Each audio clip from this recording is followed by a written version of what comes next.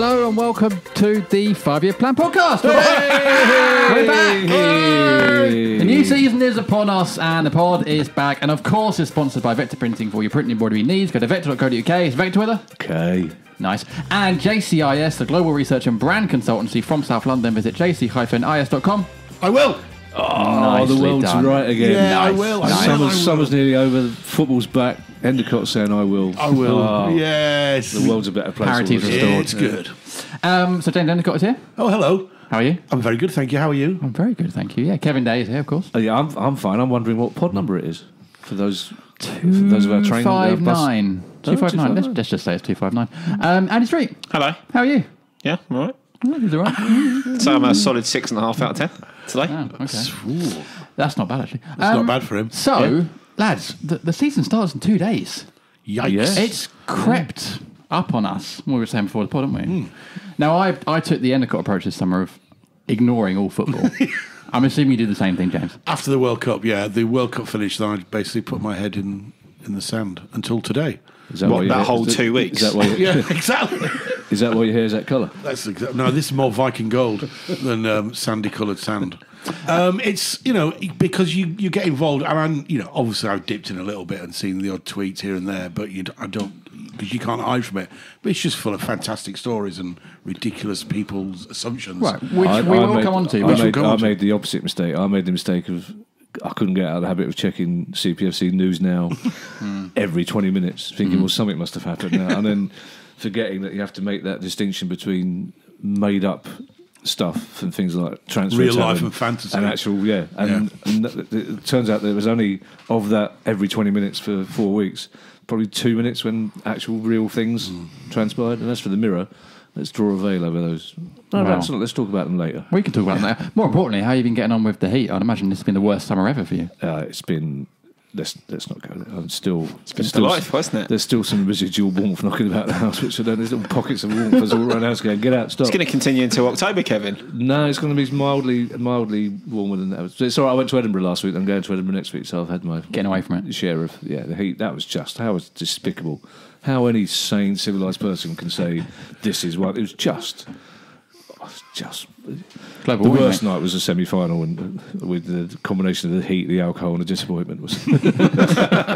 What a combo. Andy Street, how's your summer been? It's been okay. Cool. Okay, so... It's been a high-powered legal thing all summer. The heat doesn't stop the law, you know. No. It has been a very busy summer, actually. Yeah. Lots of people suing each other. Yeah, It's the heat. We've gone mad. I get a bit cross in the heat as well. What? Yeah, exactly. I know. Yes, it's been fine. You see, footballers, they'll quite often, if they've got a really long off-season, maybe have like 1 or 2 weeks where they go a bit nuts and relax. I kind of view close season as being an opportunity not to have 15 pints of Guinness every weekend and spend most of my life in the Portsmouth Arms. So I actually feel quite reinvigorated. You do look a bit... You look like you've not been on the beer, yeah. Yeah, thanks. That's the nicest thing you've ever said to me. And I presume, JD, your summer was hot because you went on honeymoon. Yeah, I did. It was hot. It was ridiculous. Yeah. Especially Louisiana, New Orleans. Nolans. It was, ridiculously hot. But you guys got some of that heat as well back here, so, Yeah, that's fine. thanks. Speaking of heat, Palace have had a hot transfer window. That's so bad. No, I liked it. I wouldn't even give that a solid 6.5 out of 10, to be honest. Okay. The transfer window closed 2.5 hours ago, which is why we are podding tonight. We're waiting for it to close. How are we feeling then about this window? Because there has actually been a few fans online saying it's a bit underwhelming. I would say it's been a fairly solid. Oh, you took the words right out of my mouth. I mean, 4 weeks ago, maybe slightly longer, when there was sudden flurries of information hinting that we had financial problems, and Roy Hodgson was dropping hints that a good transfer window would be keeping players rather than bringing players in. That was a slightly worrying time, but I think it's a perfectly decent transfer window. I mean, I think mission number one was to keep Wilf. Again, despite the mischief making by the Daily Mirror, in particular with their malicious nonsense about he's spoken to Palace players and said that he wants to go to Chelsea. Interestingly enough, I had to do a thing at Sky Sports the other day, and I went to say hello to Jim White, who I know, and I was berating him for being part of the problem.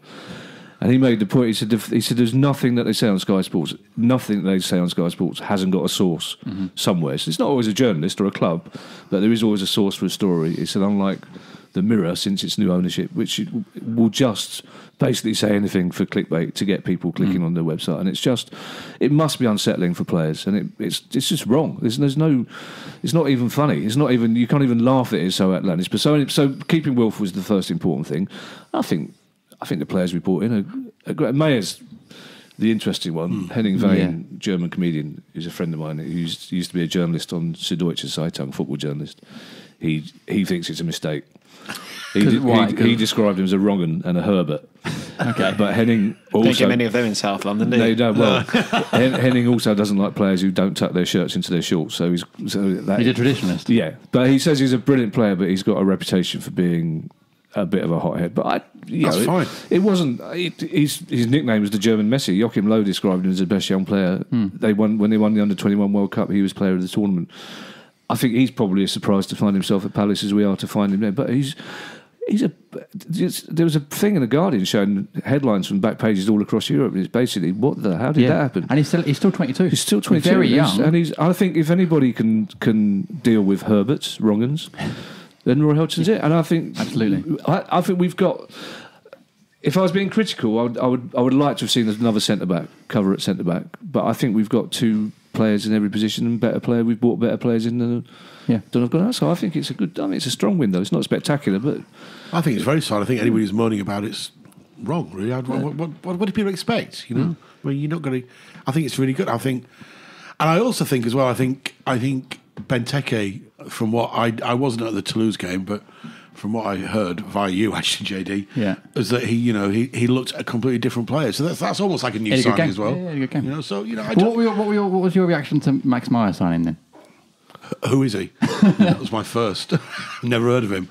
Then I looked at him and thought, yeah, that's good. Yeah. And look, you got to. I just love somebody called Maximilian. What a Max is a brilliant good name. Because he feels to me like second coming of Cabaye. Because when Cabaye signed, we were like, oh, he's this number 10. He's going to slot in behind the forwards, and he actually was a deep line midfielder. And Max Meyer's the same. Everyone, I think when he broke through at Schalke, he was a bit more attacking.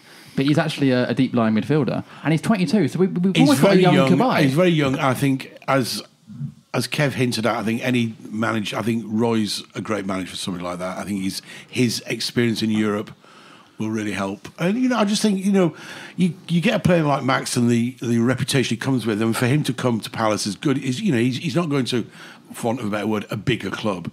He's coming to us, and he'll have something to prove. But He's definitely got something to prove. 100%. It's almost a no-lose situation because we haven't paid a fee for him, and we've signed him on a 4-year contract. So if he moves on, it's almost a 3-year contract. Beg your pardon, Your Honour. If he moves on, it's almost inevitably going to be for money. So that's profit, and if he works, we've got apparently one of the best young midfield players in Europe, and if he doesn't, it hasn't cost us a lot of money. And also, can we just clear up how much he's getting a week? Because there's another thing that the mirror kind of reported. That he was like 100 me? Because you're read like the our Mirror. facts and figures guy. You work in the legal sports world, don't you? With JD Sports. You're JD Sports. Dom Fifield said on Twitter that it was less than half of that. Yeah. So, I know who I trust out of Dom Fifield. But what interests me, though, is Mirror. do clubs, Andy, ever actually say, right, we've signed this player and this is how much he's getting a week? Because why would they do that? So where did the journalists get their misinformation from? Well, some will just make it up. Some will be fed things by agents to try and mischief make, to try and provoke deals elsewhere on other terms. Some will be basically a game of Chinese whispers. So it starts as the right figure, then someone adds in what they can potentially earn if all the bonuses were triggered, then someone says that that's what they're guaranteed every single week, then someone adds on another extra bit, and then these stories build a bit of a snowball. To a certain extent, it may have even benefited us that it was at such a ridiculously inflated level in terms of the level it was being reported at. Because I imagine it probably scared a few clubs off. If you looked at that way, he wants 170 grand a week. But for me, that was the most. I can almost forgive the Mirror for he's spoken to players he wants to go to Chelsea story, because somewhere along the line they've looked up they've Googled it, and 3 years ago somebody said to Wilf, "Would you like to play in the Champions League one day?" Yeah, of course I would. Yeah. So I can almost forgive that. But the Mail and the Mirror reporting that we'd bought him in on 170, 180,000 £180,000 a week, for me that was malicious, because that would have unsettled Wilf, because we know one of the things for Wilf is he wants to be, rightly so, he wants to be valued for what his contribution at the club, and that's one of the issues. And that, for me, that was a deliberate attempt to unsettle him. For what purpose, I don't know, but that was... Well, the problem obviously, and you're talking about the Sky Sports earlier, and them all having sources. The problem with online now, and the Mirror basically deal online, is that everyone's competing so much for space online that people get crazier and crazier with their stories, and they get to the point where we need clicks and we need outrageous headlines. So they're going to start making stuff up, or not, or going a bit outrageous with their sources. So it's become like this weird kind of wild west of online where everyone's just getting crazier than the other person. Is it simply a case that the more clicks they get, the more they can charge for adverts? Is that what it is? I think so, yeah. Right, okay. Something like that. I don't know the ins and outs. Well, but everyone's basically fishing for clicks, yeah. But the Mirror used to be a reputable source, but they've been taken over, haven't they? By and they employed James Daly in the time between becoming a reputable source and now. I know. Well, I would say since I'm not saying it's not working. But those things did coincide. You're saying he's one of the Cowboys? I wouldn't ever go that far. Okay. You can draw the inference you want. There is a correlation. Let's just leave it at that. They've gone in a different direction. Right, I would say and you're right. They used to be a reputable sort of lefty paper. I think my view with sort of transfer stories and reporting and stuff is basically you need to identify who you think the reliable journalists are, and then just ignore everything else. Yeah, and there are 3 or 4 who you can usually take it as read that if they report on it, it's accurate. And unless it comes from something, at Palace, you mean? They're all our Palace. friends. Well, there's 3 or 4 at each club in respect of each club, and they overlap a little bit, obviously, because Dom Fifield is quite reliable on some of the Chelsea stuff as well, but he's very, very, very reliable on the Palace stuff. And to a certain extent, you just got to... And I know it's difficult because it's human nature if there's something written about your football club to want to read it, but a lot of it's just nonsense.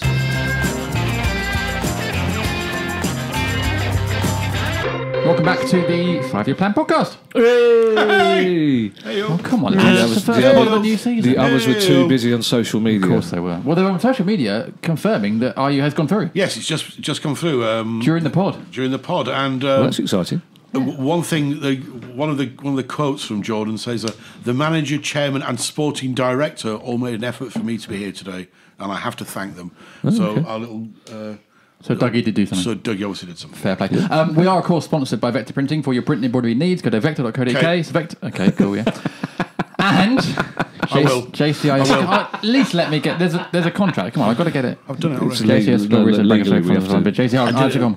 I will. Okay. We don't get the £4.50 per pod sponsorship if we don't. If only it was that much. Finally. Questions from our listeners. The first one is from Seki Eagle. Eagle. So he's referenced another one of our listeners. He says, "Does @Kabai loves hugs need to start a whole new Twitter account? I think his name's out of date, or does Kabai genuinely still love hugs? I think wherever he's playing, he's probably. Where's he moved to? He's not. Somewhere in the UAE. Yeah, he's probably best not hugging any men when he's out there, but otherwise he'll be fine, I think. I'm really glad that you made that joke, because I was kind of thinking about the decorum and professional obligations mean that I couldn't make it. So. Why can't you make a joke referencing the fact that homosexuality is deplorably illegal in those countries, and yet we're having a World Cup in one of them? Never mind. I totally agree. Yeah, thank you. It was a well-executed joke. Like I can even say that. Okay, so for the first question, second question, is from Eagles Snapback. Hi, Eagles Snapback. Hi. And they say, what does the panel think Roy has in mind for Schlupp this season? Is he only a left mid, or can he do a job at centre mid? Also, I want to say I love the show. You guys do a great job, and I can't wait for my weekly dose of FYP. That's nice. You touched on Schlupp earlier. Not literally. He's had a decent pre-season. Yeah, kind of in the middle of midfield 3, kind of. Yeah, it's interesting. He's I mean, I've always kind of seen him as a cover at left back or left midfield. But we saw a couple of games in the last season. He is very creative. He runs really well with the ball. Yeah. He's pacey. He's quite, again, he's one of those players that can cover 3 or 4 positions that you want in the squad. But I think it's interesting that he's played so much in pre-season. Yeah, and he scored a couple of goals. Yeah, I mean, that's really interesting. Again, it goes back to that conversation we had. I actually can't genuinely predict at the moment what the starting 11 will be. We'll talk about this later, but I think Schlupp is clearly in his plans. Do you actually pay attention to pre-season? Yeah, I think when a player plays, No, not for that. I mean, like generally, I just can't get into it. No, I'm aware of it. Of course, It's like non-alcoholic beer. Yeah, you're aware of the result. It's exactly what it is. It's a very good analogy. Thank you, Andy. You know what? You've gone up in my estimation. Thank you very much. It's a marvellous analogy. But it does. The pre-season is like a non-alcoholic beer. It is. Looks like beer. I had no idea there was a non-alcoholic beer. But it does. Yes, obviously, the friendlies are a gateway beer into the real, exactly. into real beer. I think it does give you an indication of you want Palace to win. I mean, there was a season about 11 years ago we won all 5 pre-season friendlies and then didn't win for quite some time. But it does give an indication of how the manager's thinking. And I think when you see a player starting in so many games in pre-season friendlies, then you kind of think that's a clue that he might be figuring. I think Roy finds Schlupp reliable. You know what I mean? Like Kevin said, he can play in numerous positions, and he always does a job. Reliable. I think there's a bit of devil about him. I think he's what Punchin probably was when he was 10 years younger. Yeah, that's a good shout. But arguably better, I think. Yeah, and there is a bit of devil about him. He's almost like, it's like all the talk about Balassi. I was thinking we got Schlupp. We don't really need Balassi. Schlupp's better than Balassi. Oh yeah, the Balassi rumours. How do you feel about that? The sentimental part of me would have been, but in reality, the realist was like, and I think it's interesting that it was a few Championship clubs. I think his next move is. I think Everton was the wrong move for him. Unfortunately, I think he's going to turn out to be. That injury didn't help, did it? Of course, it didn't. I think he's going to turn out to be one of those. I think it's down to the injury. Come on, I mean, whether Everton's the right club or not, that injury would have stopped him anyway. There'd been, because it killed his game. It was about pace and burst of energy, and you can't. I mean, you got to feel for the guy. Yeah. The next question is from Michael Lewis. Hi, Michael Lewis. And I put this to. Well, I'm not putting it straight. I'm going to put it to you, Enders. Okay. He says, Guaita or Hennessy? I'm Salpsit Street, so I've got to say. Who would you prefer to start? Street, his body language straight away. He's been calm and relaxed now. The arms are folded. I'm not even going to. But there's no point going to him with this question. Is his Fitbit is pulsing. Look at his Fitbit going. Look. I think Hennessy will start Apple Watch on Saturday. Yeah. I think Hennessy will start against Fulham. Yeah. And I think in the cup games he won't. Mm-hmm. And I think that maybe by Christmas time Hennessy will be on the bench. Okay. Yeah. Okay. Quite simple.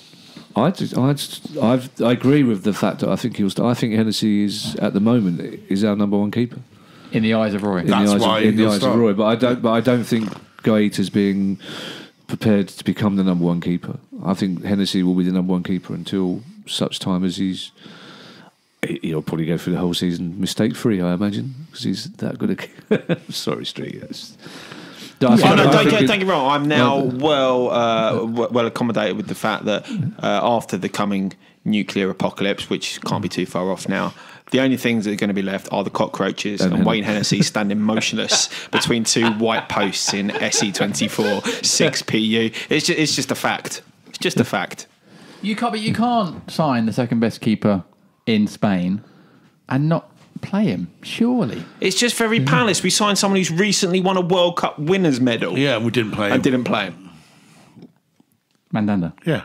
Well, we did play Mandanda. We played him, but he never kept a clean sheet. But we didn't tell we just didn't tell the other players that he was going to be passing the ball out to them. Yeah. There was just that lack of communication where they were expecting the ball to be hoofed up and Mandanda clearly missed that meeting. Yeah. I'd like to see Guaita given a go. I'd like to see him. Yeah, I'd like to see him play. Yeah, usually it helps if you've got one of the best keepers from Spain. If you play him ahead of Wayne Hennessy, I would have thought. Maybe it'll bring the best out of Wayne. He might do, but the only thing is, even De Gea in his first season wasn't. I wouldn't be surprised if Hodgson doesn't let him have a look for the whole season before. But again, it comes back to what we said in the first part of the pod: is that we do have a genuine. Much as I love Julian, we do now have a genuine choice of a genuine argument, a debate about who's going to be in goal for the first game of the season. And whatever the answer is, I know Streety will be unhappy, but for most of us will go one way. We'll go, okay, fine, whatever. Why will I be unhappy? Because if it's not great, if it's not great, to be fair, Hennessy towards the end of last season was all right. Yeah, he was. He did all right. We won some games, and he was fairly solid and didn't make many mistakes. He was as good as any other player in the team in the last. I think that's fair to say that. We ham him a lot on the pod, but I think when he plays well, I think it's kind of fair to say that. But he was a competent Premier League goalkeeper in the last 10 games of the season. But he's now got Guaita up his backside. So if he doesn't play very well, then there's a replacement. Yeah. So, okay. Interesting. Terrible question. Well, It was a great question. Really good question. I liked it. Yeah, I liked it a lot. It was a good It's one question. of my favourites. so next question is from Jack Browett. Hi, Jack. Hey. Oh. Jack the lad. And Jack You know, says, Jack's like 15. He's now 7'6". I know. He's so tall. Scary, isn't it? Yeah. That's coming from a lawyer, that is. If that's the sort of thing he's prepared to sit around and say, he's 7 foot. Imagine what he says in court and gets away with. Embellishments. Because none of us challenged him. We went, oh, okay, lawyer said that. He must be 7'6". then. Yeah, I just sort of drone it out. Shaquille O'Browett, okay.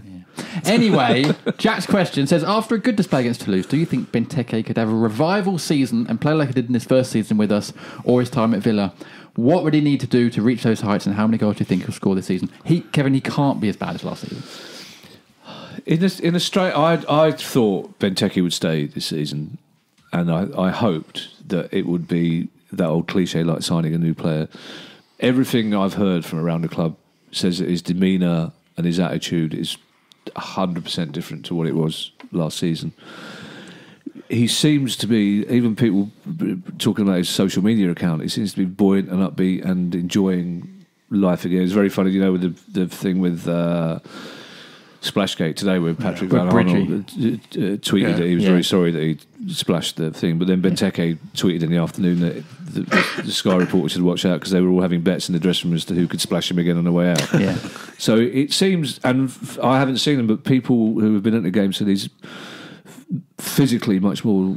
He looks fitter, looks stronger, covering much more ground. So I'm sure he will want to repay the faith that Roy Hodgson, which with hindsight, it was astonishing, the faith that Roy Hodgson showed in him. With hindsight, the reaction of Palace fans to him was astonishing because there were so many opportunities and so many times when you thought, are they going to turn? And they didn't. Yeah. And you could almost hear them deciding not to turn on him. Yeah. And I think he will want to stay and repay that faith. And I think he will have missed being at the World Cup, and I think he will want to show people what a good player is, even if that's only to get a move away to another club. And I think it's significant, and he will know this. There wasn't one rumour of anybody coming in for him. No one. Not from China, not from the Middle East, not from a Championship club, not from Villa. No one. And I think that won't have gone unnoticed. And I think if he scores 10 goals in the first 3 games, that'd be. That'd be an all right turnaround. I just think he needs to get a goal in the first 2 or 3 games, and then I think he'll be fine. You know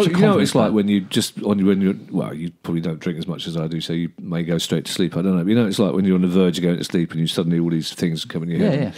And I just had this image of Jeff Stelling saying he scored more goals in 2 games than he scored in the whole of.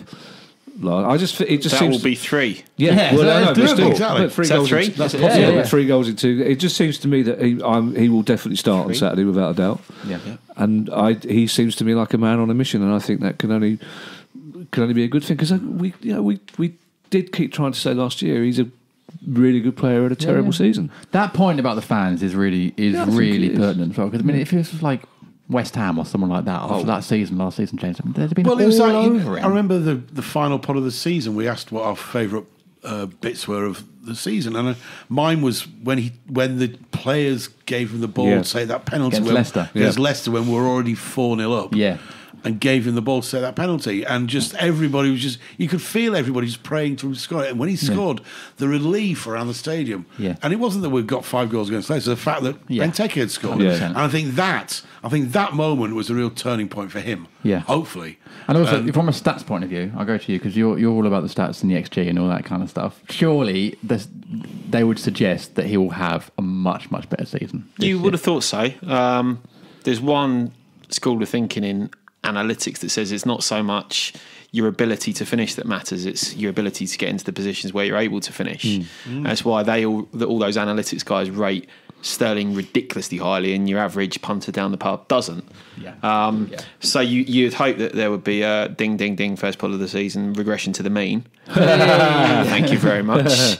On a more human level, I do wonder whether, and this is based on nothing at all, just pure speculation, what with it being the World Cup year last season, and what with him knowing that he had to perform to get into that World Cup squad, there must have just been this building stress and pressure throughout that last season. And you do wonder now that he is obviously, had the World Cup bid and pass and didn't make it, whether that will actually be a slightly weird weight off his shoulders. Yeah. He's not going to be quite under the microscope so much, because that was another element to the story last season that, he might not get in the World Cup squad here because he's not playing very well at all. Yeah. If he starts poorly this season, then frankly no one's really going to be all that surprised given the season he had last season, and you'd kind of think they'd then be less under that microscope and be able to lift himself up because of it. If he does well, everyone will say this is a player that Will thought he was going to be. Well, Or he has been. I think it was the Liverpool game. I'm sure people will correct me. There was one of the rare occasions when somebody played a through ball to him. He was 1-on-1 with a keeper, and it was his second chance in about 5 minutes, and he missed. Yeah, I remember. Yeah. And you could sense that the whole crowd were about to stand up and start berating him, and they didn't. And I think Palace fans are such that there's so many things when you go on CPFC News Now every 20 minutes when all these What things... is this News Now thing? Oh, I don't know. I just I accidentally think you need found an intervention, mate. I think I probably do. But there's so many things where you see, disastrous Benteke. Benteke has to be moved on. Yeah. Other clubs are laughing at Benteke. And Palace fans really, really want him to do well. They really want him to do well. And again, as it comes back to, he will want to repay Hodgson. Hodgson's public... You look at Mourinho and the way he slates players in public, and then you compare that to the way Hodgson always talked about his work rate, always talked about what he brings to the team, always talked about his other players not reacting to his headers. It was remarkable the way Hodgson stood by him. Yeah. And whatever he said to him in private, I don't know, but in public, Hodgson was brilliant. And I think Benteke would really want to...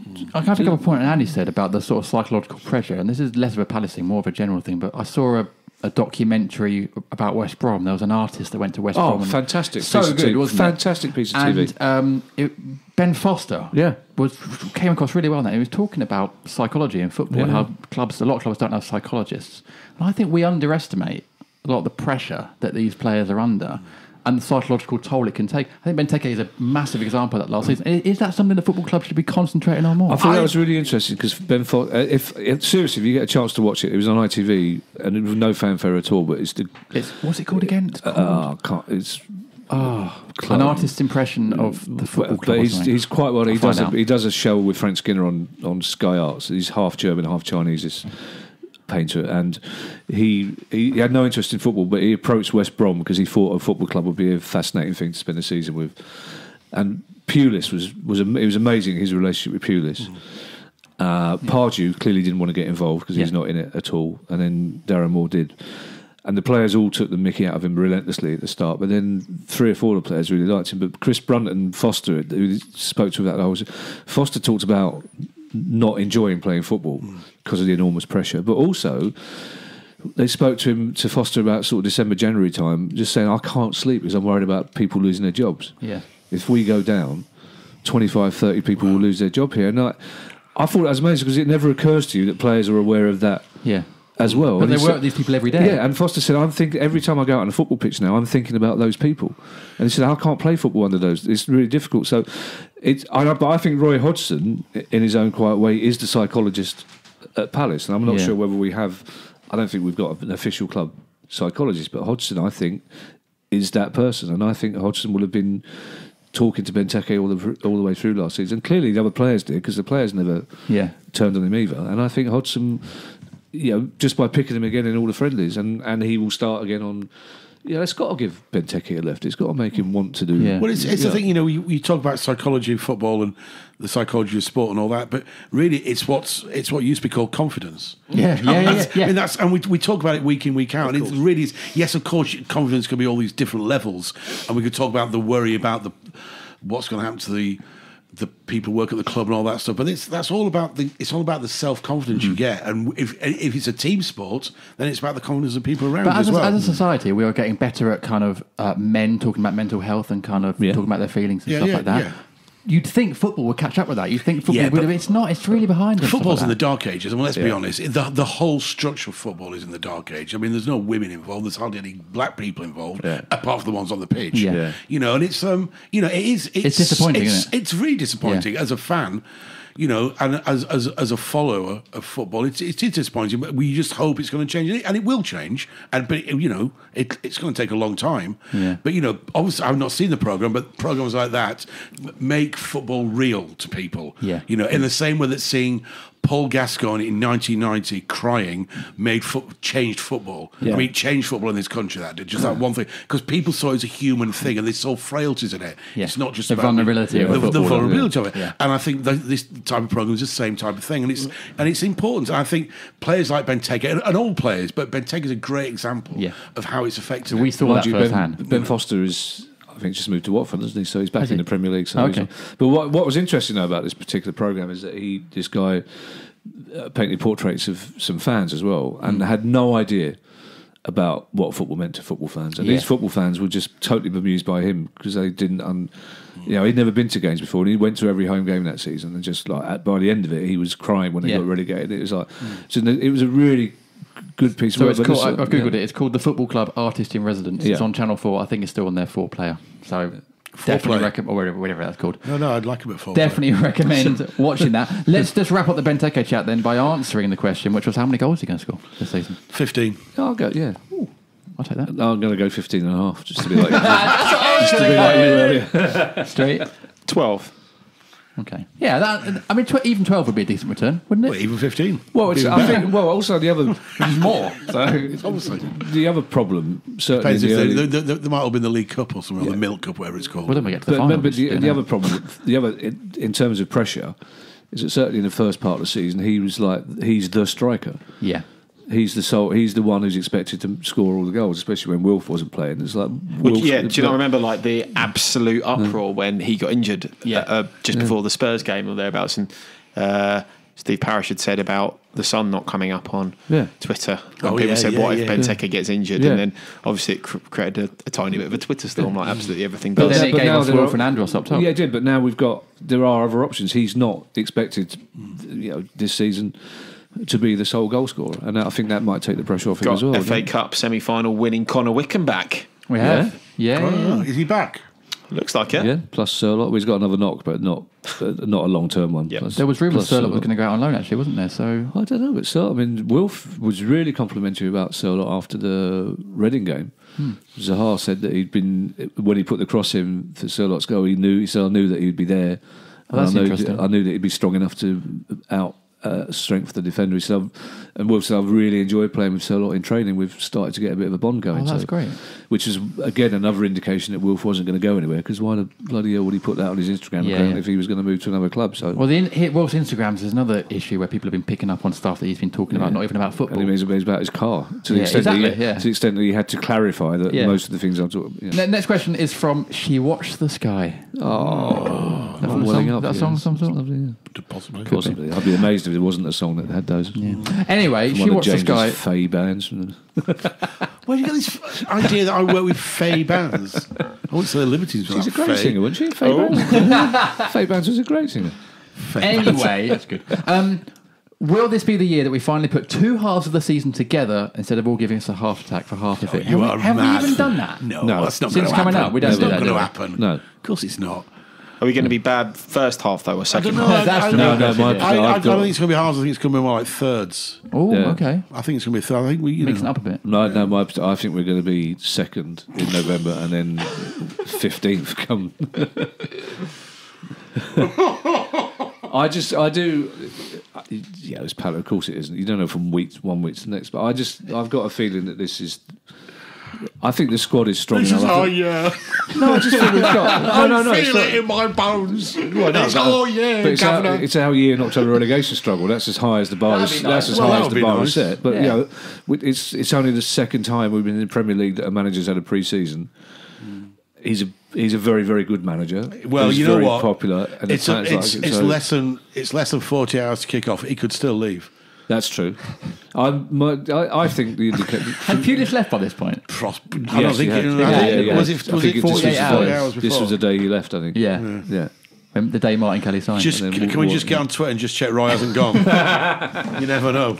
That would be so typically Palace, wouldn't it? It would be. Typically. Whoa, we haven't even started. Oh no! He's I can't reverted even to say. the mean, and you're doing I typical can't even Palace say already. particular. Just don't say it. Typically. You've had a Viking gold, typical Palace, and he's now reverted to the mean. I will. Now, I'm not bothered doing it in part 3 now, have I? Now we've got to issue another invoice to JCIS. Right, final question then. Final question is from Super Breaker. Hi, Super Breaker. Hi, Tim. Oh, mate, Tim. The And he really, says, really good deodorant. Can I just say that ruins it a little bit if you say the next question is from Super Breaker? Right, Tim? yeah, well, because it'd be Right, weird so- if we didn't say that, Yeah, wouldn't but it? you're giving Hi, the game away. Super. Well, yeah. Anyway, Tim. You've he broken his says, cover. Yeah. FYP back in the game, exclamation mark. Yes, we are. And it's another number-based question. Out of 10. We've never been out of the game. Out of 10. Super. Well, we went on a summer hiatus. All right. We went on a summer break. How Yeah. dare you say Well, that? rumour has it there was a World Cup podcast of some sort. Just You saying. did it, didn't you? No, I did not. You were invited, weren't you? No. Who did the No, pod I then? I wasn't. can't remember. Oh, no, who Ed did it. Ed did it. Yeah, we did it, didn't we? Ed I did did it. it. Yeah, Ed did it. Oh, Yeah. Ed. Definitely It was not. great. Ed Probably Knight our was best- really good. Ace Probably our Sort best pod, points. isn't it? Ed Knight was great. His comments about Hennessy were really fair. spot and- on. Yeah. Really good. Yeah, Really yeah. good guy, actually. He's Really too- knowledgeable. It's quite nice to get someone with a balanced opinion. I'd prepared a 10-minute monologue on VAR. Yeah. Completely wasted work. And Anyway, I'll never Ed- prepare again. for those of you going to Edinburgh, tickets for Ed Knight are not available because he's selling out. Oh, really? Yeah, Oh, he's doing sweet. Good it. Yeah. lad. Good lad. Okay. Out of 10, how positive are the pod feeling about the new season with Roy at the helm, Will still on board, and the couple of possible excellent new signings? I think he tweeted that before the end of the window. Out of 10, how are we feeling? Well, when It's you a say- number-based pod Yeah, this but year, it's all it's levels. When you say how are you feeling that we're going to stay up? Are you How feeling positive? How positive? Well, I'm always positive. I'm a positive guy. You are positive, So 10. I'm Wow. always positive. I'm just positive. You are. I'm Not always, but I That's am, why I I am like right having you on now. the pod. I'm positive. I'm Andy- positive. I'm going to enjoy the games I go to. I'm going to be disappointed sometimes. I'm going to be angry sometimes. Sometimes I'm going to be really upset. Other times I'm going to be deliriously happy. That's just in the 20 minutes in the portions as well. Where is my cheese sandwich? Why have you sold out those cheese rolls? I They love those always rolls. do, don't They're they? such good. They're so good. They're really French. The cheese They're really rolls. Nice Cheese tomatoes. rolls. Cheese rolls. Yeah. Cheese rolls. Cheese rolls. Oh no, I don't know. Well, Yeah. obviously you've got Positive. Mr. Positive. My glass is half full. Well, Would have actually, been better if it you, actually was full. you complained about your glass being half full earlier because I put a slice of lemon in it. You said that was not Yorkshire. It's not Yorkshire. It's Well, not 'cause you're in flipping South Norbury London. either, mate. Obviously, Enders is Yeah. the optimistic one, and the pessimistic one is sitting opposite. I'm not pessimistic. I'm a 6.5 at all times. I said throughout last season You've that never Palace been a would six- stay up. You were I a said six- it in November you when were- everyone was going, we're going down with a record minus points. So I said, no, I think You we're went playing to quite well. 6.5 I the think day we'll your recover. child was born. Come on, that was a 6.7. I'm very optimistic, but bear in mind, as people will point out, I was very optimistic this time last year with the De Boer revolution. The world-class coach. about to start. Yeah. So yeah, I'm optimistic. I'm upbeat. I think it's a positive place to be in right now. I think given it's an everything. interesting first game of the season because Fulham, I think, are going to be make a decent fist to stand up. So I think it's a good test Yeah. for us. Yeah. First I game agree. of the season. Street. We'll talk about Fulham, but I'm at 6.5.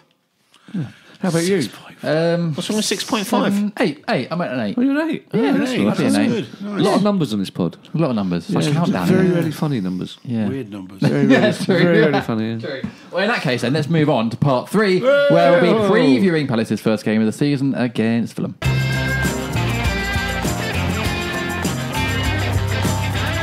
Welcome back to the 5-Year Plan podcast.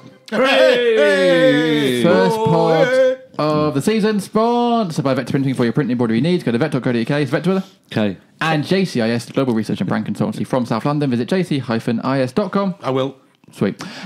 So, Palace have got Fulham away as the first game of the season. Joe Freeman Hi, Joe. Hi, Joe. says, how important do you think it is to make a statement early on against promoted Fulham, considering the way we kicked off last season against Huddersfield? It's really not important at all to make any statement at all. It's really important that we lose heavily. It's really important that we just knock all those expectations out the window. I am the sneering, facetious one of this podcast. You're That's the my positive thing. one. I was being sarcastic. That's- I know, was that's being my thing. That was sarcasm. That was yours. Is you are sneering facetious. That was sarcasm. That was There pure is a difference. sarcasm. It fell on stony ground. But I'd like to take the question at face value. go on then. Okay. And say yes, it would be nice. It'd be nice to against a team that you imagine would be in the same part of the Premier League table as us towards the end of the season. It'd be nice to. Yeah. It would be nice to avoid. It'd be nice to get the monkey off the back from last season and score or get a point in the first game. First 7 games. It's nice to see Fulham back in the Premier League. It's always a brilliant place to go. Although I'm in the neutral bit, I've never been in the neutral bit before, so I don't know how that quite works. But it's always. That means you've got to boo everyone. Yeah, I think it's basically going to be mainly Palace fans. It's going to be mainly Palace fans, isn't it? But it's. I think it's a great game to start with. I think it's Fulham. I hope will try and play too much football. Mm-hmm. I hope we have a bit too much nous for them. It's going to be interesting to see how Sessegnon starts. But they won't have come up against, no matter how good Fulham were in the Championship last year, they won't have seen a player like Wilf. No. Anywhere well, Sessegnon reportedly will be starting at left back because they haven't got a left back. They've got a lot of defensive issues. Normally he plays left mid. Yeah. So that could play into our hands. Absolutely. They bought a lot of players, but they are mainly defensive midfield. They bought a striker in very late. There are also rumours that they were trying to get Fosu Mensah in on loan. I'm not sure if that. Which I think he was at the club today. Right, so that may have happened. But I just hope it's one of those things where I think for once we are the team that are bigger, stronger, more badass. I just think you look at the end of last season. I've got a feeling that we're going to carry on pretty much that way. We were the second most informed team behind Man City. Yeah, and I think there are goals in this. I think they will be looking at our players all over the pitch going, oh, crikey, it's going to be difficult. Well, the way our formats go through, they won't be, they talk about Sessegnon going forward, they won't have seen people like Van Aanholt and Wan-Bissaka going forward the way they do. They won't have seen the movement in midfield. Yeah. So I think it'll be good. I think Fulham and Wolves... They won't have seen a player like Saka make that one terrible mistake every game. Yeah, we're trying to dribble. Yeah. Well, I think Cardiff will struggle. Yeah. But Fulham and Wolves, I think, will make a good fist of staying up. Although, based on last year, it's very difficult to predict. Yeah, exactly.